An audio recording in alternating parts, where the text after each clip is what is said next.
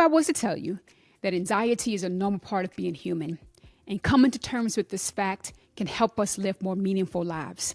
Well, this is the argument that philosopher Samir Chopra makes in his latest book, Anxiety, a Philosophical Guide. And in this video, I'm excited to share a conversation I had with him where we unpack what anxiety is, where it comes from, and how we might learn to live with it more wisely. I'm Myisha Cherry. I'm Associate Professor of Philosophy at the University of California, Riverside, the author of such books as The Case for Rage and Failures of Forgiveness, and your guide through the messy yet beautiful world of human emotions, including anxiety. Let's get into it. How did you get interested in philosophy? And what is it about it that has retained your interest? First of all, Myisha, thanks very much for having me on. And that's a great question. I think there's two, I would say either kinds of answers or two answers depending upon where one, I think, identifies one's point of entry into philosophy.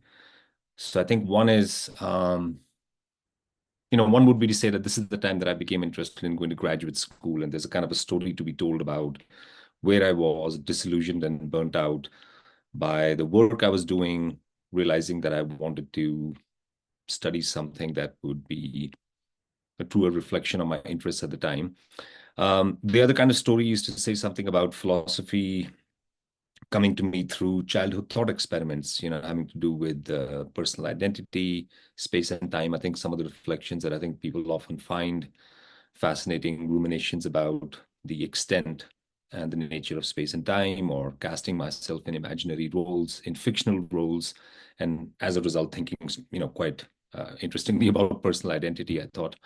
I think when I did finally come into philosophy in the sense of pursuing it as a graduate field of study, and then later on to become a profession, was because I was both personally disillusioned with the life I was leading at the time. I was bored, burnt out at work. I was aware of the fact that I was doing work that I was sort of mediocre at and not enjoying very much.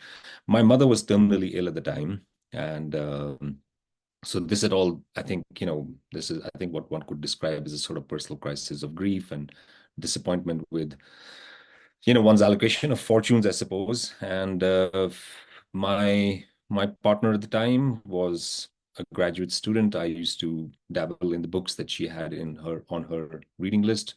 She was studying literary theory at the time.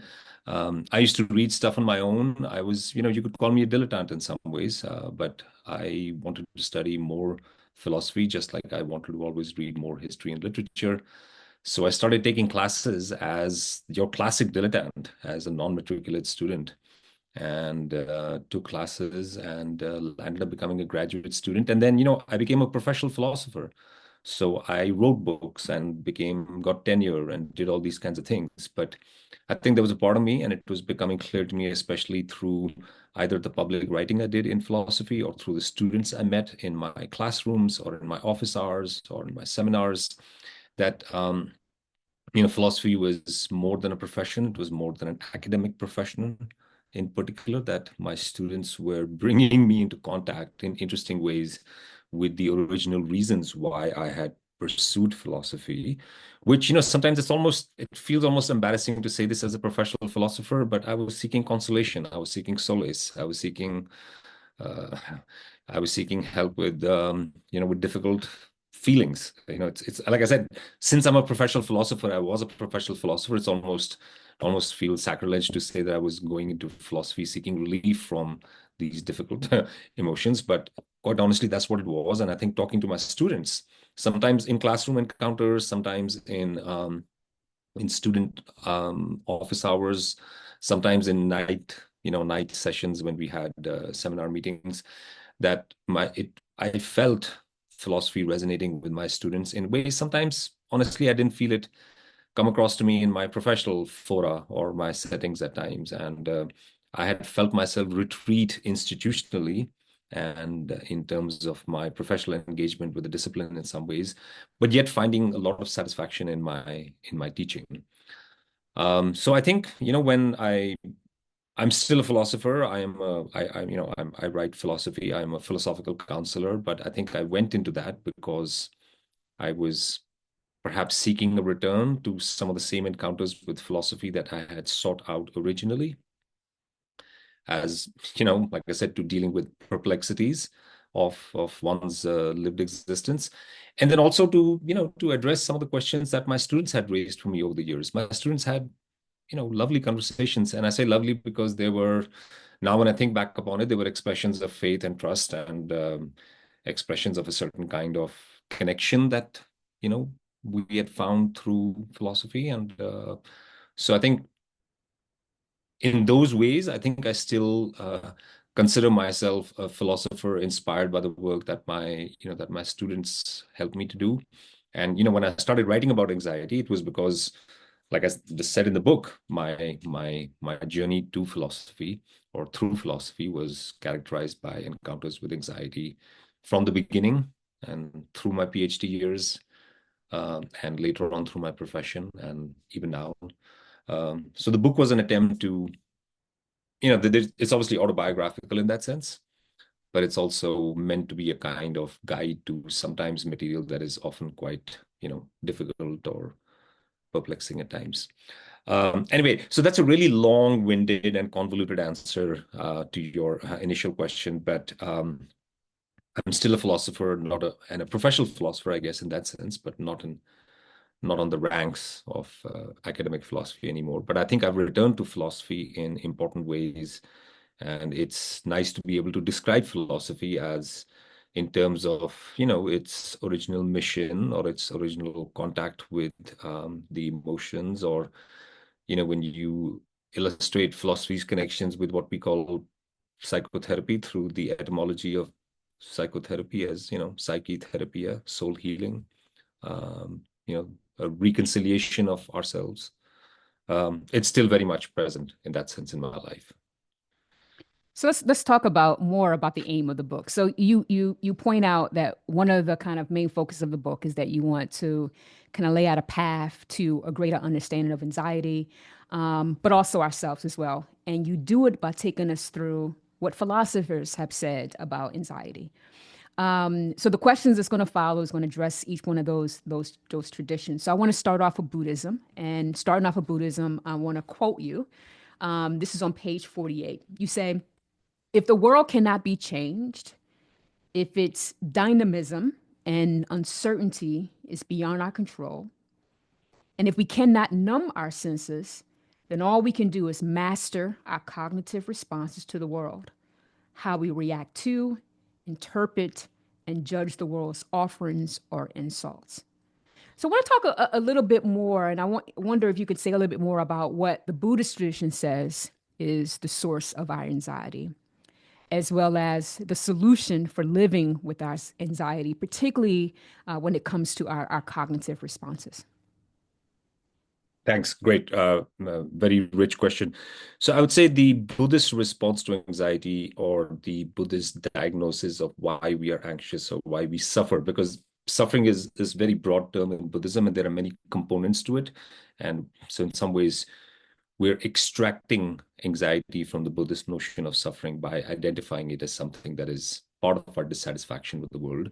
And part of our dissatisfaction with the world, or in fact, our dissatisfaction with this world, our unhappiness, our dissatisfaction, is because there are these three central failures of knowledge or realization, um, truths about the world that we fail to take on adequately, that we fail to fully realize.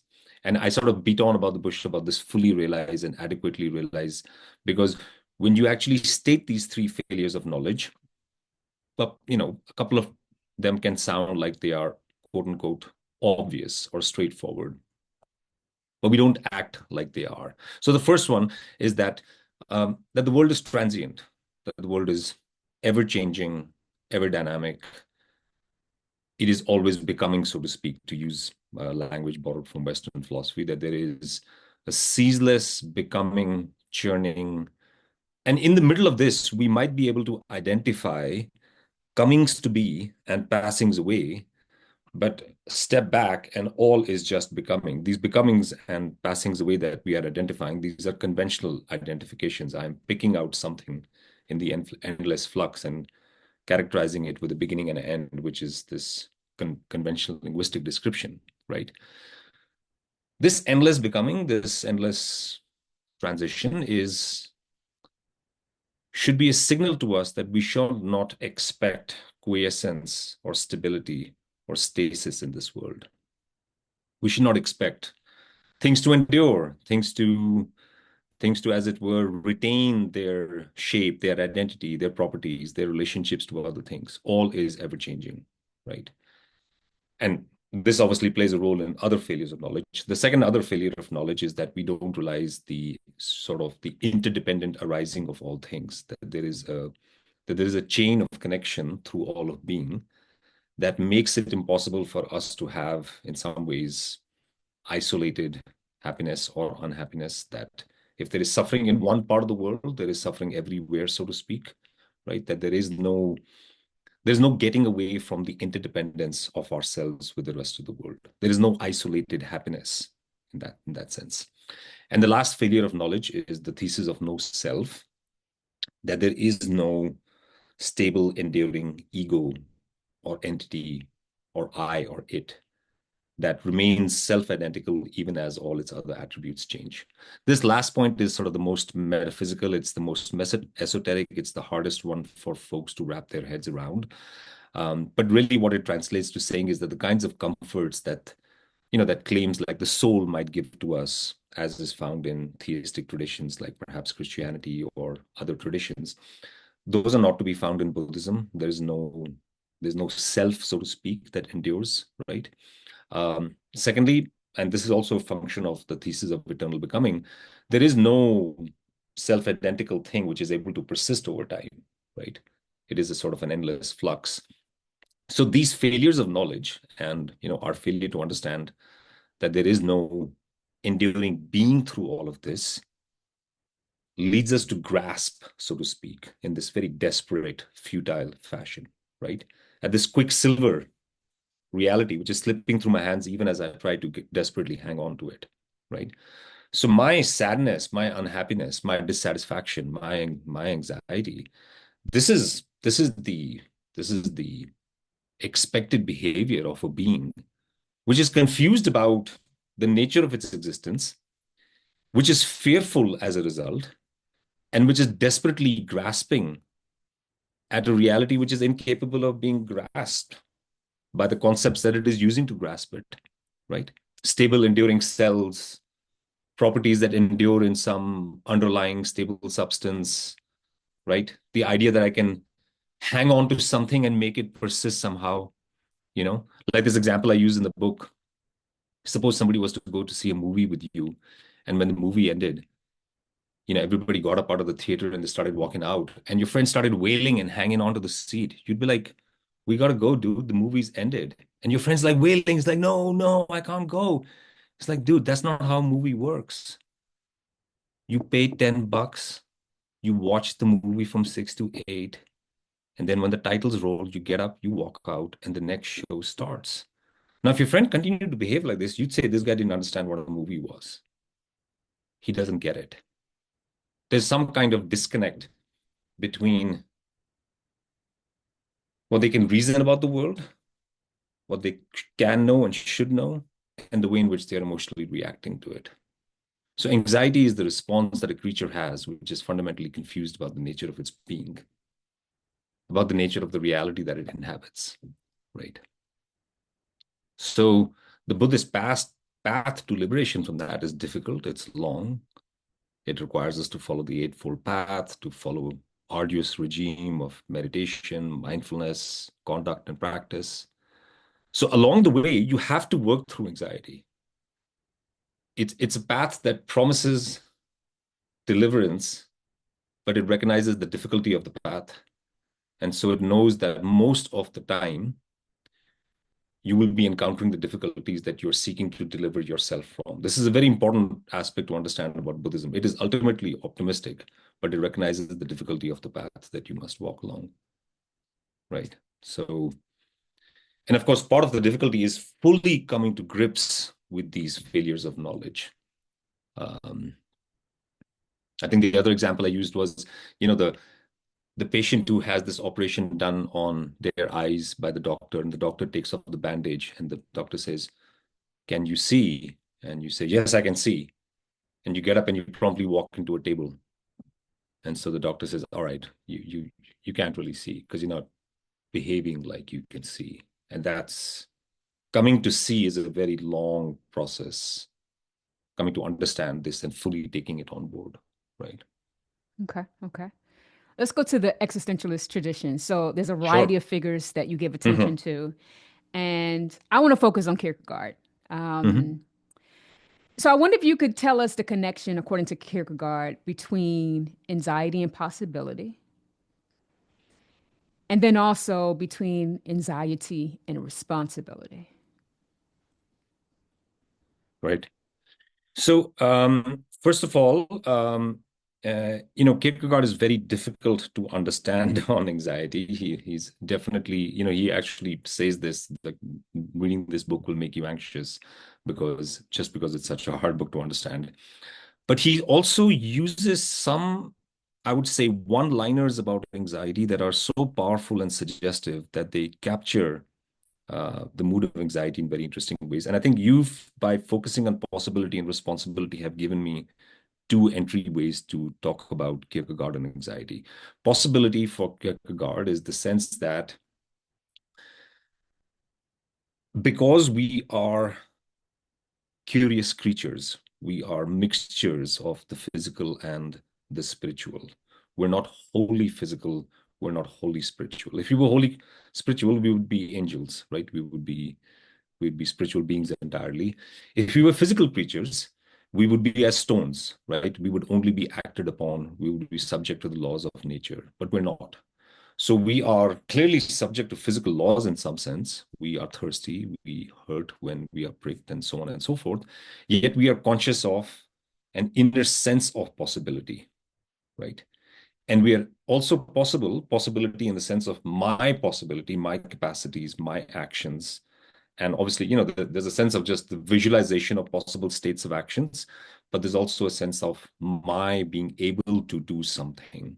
So possibility for Kierkegaard has two senses in the way that I understand it.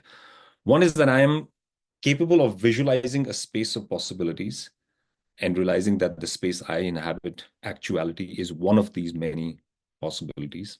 And, which allows me to be, as Kierkegaard says, educated by possibility, for I am grateful for what has been realized in my favor. When I realize all that is possible and I come back to reality, I'm like, whew, wow, that's I mean, when all is possible, when all is being explored by me. So one is possibility understood in the sense of explored or visualized spaces.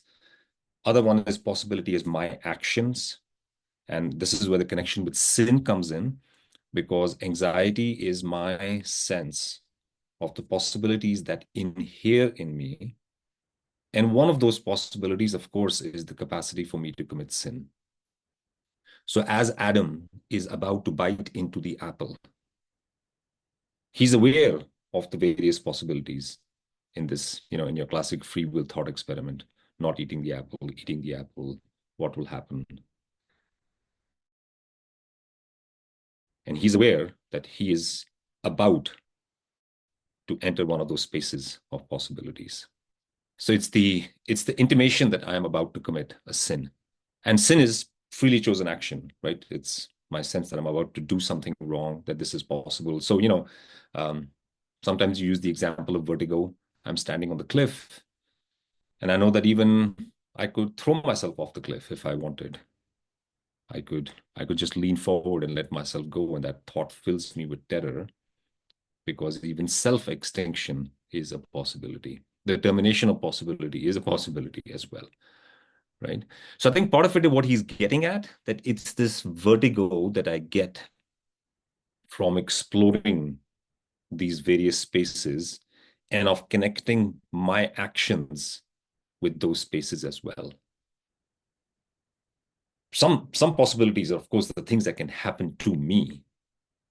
But my becoming aware of that, you know, even if I'm the most completely passive person in the world, there still seems to be some sense in which I'm choosing something. And that awareness of my agency, and I think this is where the next connection is drawn with responsibility, my sense that I am to stand behind this, between these possibilities that I take on, that in some ways my very making, this unformed future that I'm stepping into, of my own making, is a certain kind of, this is language that you find quite, I think, more graphically expressed in Sartre. So the language that I use will sound Sartrean, this being condemned to be free, the burden of freedom, this dreadful freedom, right? This very Sartrean language, but it's really present in Kierkegaard as a kind of responsibility, that my primary existential responsibility, such as it is the determination of myself through my freely chosen actions, which I must stand behind. And these are not things for which I can receive signals and guidance necessarily through socially determined standards. In fact, they are quite likely to be pernicious distractions. It's almost the sense in which if you know where to not to go, look for the socially established marker of success and respectability. That is the warning, that is the siren telling you where not to go in some sense, right? Kierkegaard had these lines about the crowd being the untruth, right? Something which has endeared him to millions of um, young readers, and rightly so, right? And there's a sense in which you are distracting yourself from your true task, which is to pursue this unformed path, one stricken with anxiety. And I think, this is where he has all these beautiful lines which are so suggestive about what he's talking about. The sense that anxiety is an examiner, because it'll be present at every decision that you take. It is ever present, so you can never get away from it, right? Because there's no taking refuge from yourself in some ways, right? Oh, I'm going to drop out of school so that I don't have to deal with this stuff. Yeah, well, you take the burden of that dropping out decision with you no matter where you go, right? So that the relentless examiner. And then he has these lines where he suggests that anxiety is a kind of impatience. I'm waiting to see what happens next. So I'm impatient to live life, and yet I'm also scared to find out what might happen. So he says at one point, anxiety is impatience. At one point, he says anxiety is the next day, right? And these are just suggestive of this kind of spirit, which senses it is springing into this unformed future, but which is also terrified by the fact that it's not just some formed future, it has something to do with it, right? So I'm excited by what lies ahead, but I'm terrified by the thought that I have something to do with the entertainment, right? Oh shit, the choice of channels is up to me. So there's like a million channels out there, but we could be condemned to endless boredom because I get it wrong, right? There's that sense in which I'm terrified and appalled and exhilarated in equal measure. So I think the the the sense of possibility is there because I know I'm not determined. The the partially determined nature of my being informs me of that. The spiritual sense of me, but yet also the sense that I have to stand behind the choices that I make. So you mentioned Sartre. And he's probably one of the most famous of existentialists. When his book Being and Nothingness came out, you know that Herbert Marcuse wasn't that impressed. Share with us Marcuse's criticism of Sartre and his response, his solution, and what position do you take on this matter? Great, thanks. So, Marcuse's critique of Sartre, which was written in his review of Being and Nothingness, as you pointed out, is it's quite simple in one fundamental sense. he suggests or claims that Sartre and other existentialists are making out anxiety to be an ontological condition. They're making it out to be a constitutive condition of existence, of our existence. Whereas anxiety is what results from social man-made conditions. So in some sense, rather than being told to accept our anxiety as a signature and a mark of our freedom, we should be instead committing ourselves to active critique and activism of the societies that we live in, because this anxiety is not a signature of existence, it is a signature of very particular social conditions. So, contra Sartre, we're not anxious because we are free, we are anxious because we are not free. We are anxious because I sense a constraining of my choices and a constant, as it were, relentless worry about certain kinds of states of affairs which my social organization has created for me. These are not inevitable features of existence. These are contingent features of history. And so this critique is quite pungent, and I would say in some ways, um, you know, Sartre revised many of his original writings on his original essays on existentialism, and I would say if you track his essays on existentialism over a period of time, you will find that he tries in some ways to address this critique by pointing out that in fact this freedom of choice is in certain ways constructive and interlinked with the choices of others, because there's this sort of I place my pebble in the pile, so to speak, and when I do so I serve as an example to other human beings. My actions are though constrained by the choices made before me, right? So I'm not radically free in my choices. There's a kind of space that my choices might have to follow because of the material conditions that obtain in the world when I'm inhabiting. So I think Sartre's later writings, they reflect this critique, and they are, he's you know, uh, reflecting in some ways the evolution of his own thought on this matter, as he became more interested in, I think, the materialist angles that were could be present in his writing. So I think he responds. He's not just he's not keen to just knock back this critique. And I would say, when you ask me about um, my position, or I would say to address Marcuse's critique and position, is that one might imagine, as Marcuse says, and he throws this out as a hypothetical, imagine a society in which these kinds of basic necessities, so to speak, right? The classic food, clothing, shelter trifecta was taken care of. Then how well would we have addressed so many of the anxieties that we speak of? And I think important to note, and I think to acknowledge about existentialist treatments, especially those centered around our mortal being, our fears of death, the fears of nothingness, which is that even if our material necessities were taken care of, they would not preclude encounters with, I think, fundamental forms of existential anxiety that have to do with the fear of death, fears of nothingness, and I think fears of having lived the wrong life because we made the wrong choices and didn't come up to some imagined evaluative standard, right? I think those kinds of normative anxieties might be quite independent of the material anxieties that might result.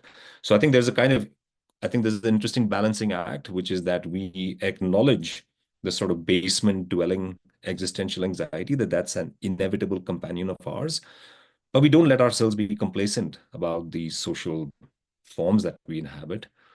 I mean, it's pretty clear to me that most Americans are extremely anxious about their financial and medical well-being. Uh, Given the, I mean, especially at this on this date, to be having this discussion, given the recent assassination of the United healthcare CEO. Um, I would imagine that saying that Americans are deeply anxious about their physical and material well-being in a society like ours, where they cannot count upon. I mean, let me put it this way. In a society where we have GoFundMe's as people's emergency medical funds, I mean, this is a pretty anxious society, right? And there's a sense in which our material being directly is quite, I think, available to us. Like, yes, I am responding quite directly to the stressors that are present in my environment on a day-to-day basis. So I think that materialist analysis that Marcuse is tapping into is, I think, quite well taken out here. And I think especially to modern American readers, it'll seem like, oh yeah, I know what you're talking about, right? Um, and I think this is where writing the book during the pandemic felt especially apropos to me. I was like, wow, we are not able to count upon guaranteed healthcare at a time when we need it the most. In fact, the first thing that happens when the pandemic hit is that we lose our jobs. And for most people, our jobs were how we got our healthcare. So actually, a medical emergency showing up was actually a real emergency. It wasn't something that we were just covered by. And it was just a kick in the nuts to find out that this is what our social state of being was, right? And what worked was a gigantic governmental safety net, right? Sort of a collective bailout where all of us bailed each other out because the feds obviously got their money from us, right? So let's talk about one So, last tradition, mhm. psychoanalytic tradition. Yeah, So let's talk about Freud. How does Freud help us understand anxiety and loss? And what did you find illuminating about it as it pertains to your own experience? thanks. So, one of the interesting things about Freud's treatment of anxiety is that he struggled with anxiety. He offered three different formulations of it over a period of time, and towards the end of his writings in general, as he was acknowledging certain limitations that had come up in psychoanalytic theorizing, which led him to do theorize things like the death drive. And anxiety was one of these phenomena that went through three different formulations. One was as a kind of dammed up or pent up libido. So anxiety was the signature of this repressed energy. Um, the second was that it was a signature of a certain kind of conflict, right? That there was a kind of dangerous emotion or desire that you wanted to express, and internal mental conflict, right, between the tripartite model of the mind, the id, the ego, and the superego, led to that particular drive being repressed, and the result of the repression of that drive was manifested as anxiety, right? So I feel anger towards a loved one. This is understood as an illicit emotion, so it is repressed, and the result of that repression is that I experience it as a kind of anxiety. Freud's third version of anxiety is, I think, quite rich and quite powerful, which is that anxiety is a kind of signature of a loss that we have suffered once, right? Which is traumatic for us in whatever form. And as I go through life, I anticipate or stage losses, imagined losses, and I associate with them the memory or the shadow of this earlier traumatic loss. Now, I think what's quite suggestive about Freud's theory is that if you think of certain kinds of anxieties that we associate, for example, as social forms of anxiety, right? The panicky return of a text message from a friend, or the hasty acceptance to a party invite, or the fear that other people will reject us, or the constant fear of disapproval in some global sense, or the constant hankering for external validation. These can be understood in their anxious manifestations as fears of losses of a certain kind of love, right? And I think Freud, towards the end of his theorizing on anxiety, I think one of the interesting things about it is he centers increasingly on the idea that perhaps the reason we feel anxious is that we have come to associate a certain kind of fear with either the love that's present in our lives, right? Maybe lovers, partners, parents, whoever it might be, even say social scenes in some ways. Um, perhaps social groupings as well, right? And we are scared of physical excommunication, of spiritual excommunication, of emotional excommunication. And so as we are going through life, we're living this kind of fear of banishment, right? From whatever might have happened to take us in. And so I'm, sort of this fearful being because I'm fearful of eviction at all times. Like whoever has taken me home, this is contingent. They're going to boot me out, whether it's friends, homes, lovers, people, my people who claim to be my friends, this terrible insecurity that I'm living on borrowed time, so to speak. I think this is something that Freudian analysis speaks to quite, I think, powerfully. And I think that's why I think I found it quite resonant, this constant feeling like, oh God, like I'm not being taken in, not being taken in enough, that I'll be found out, that I'm sort of don't really kind of belong somehow, right? That I don't quite meet standards, right? Um, I think Freudian psychoanalysis, I think the fear of the loss of love and making it central in the understanding of anxiety is quite, I think, provocative. So I end with one final question. If you want to get Yeah. on the queue, you can go ahead and use the hand raise feature now. Um, so final question. What does anxiety tell us? And how might we best listen to it? I think it tells us that we are, in the most obvious sense, finite mortal creatures, that we are finite, mortal, limited, curious, concerned creatures, that it is the signature of these aspects of us, right? And if we really meditate on those aspects of ourselves, that we are finite, that we are mortal, that we live in time, that we're curious, that we are concerned about the future, I think reflecting on those sorts of aspects of our being can sometimes help clarify the kinds of lives we want to live, because those are, you know, those bring us into contact with our ultimate concerns, so to speak. I think sometimes, there's plenty of distractions the world serves up, and we find ourselves chasing them. They're there. And then, sometimes people, when they find themselves confronting questions like, is that all there is? Right? Like, I mean, I got it. Okay, big deal. Like I have achieved certain culturally and socially established landmarks. And now what? Right?